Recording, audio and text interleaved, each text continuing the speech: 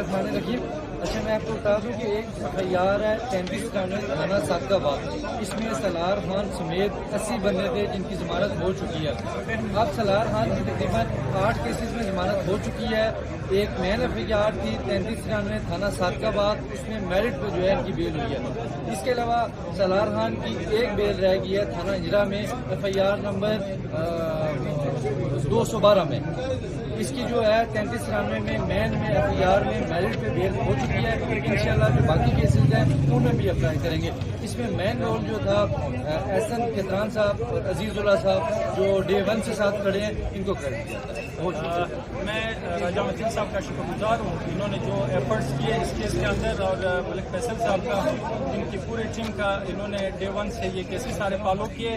मैं बताता चलूँ कि बलूचिस्तान के आज जो हालात है, इन सब के जिम्मेदार वो लोग हैं जिन्होंने सलार खान काकड़ जैसे अवामी नुमाइंदे, जो अवाम के मुंतखब नुमाइंदे, उनको बेगुनाह 4 महीनों से कैद में रखा है।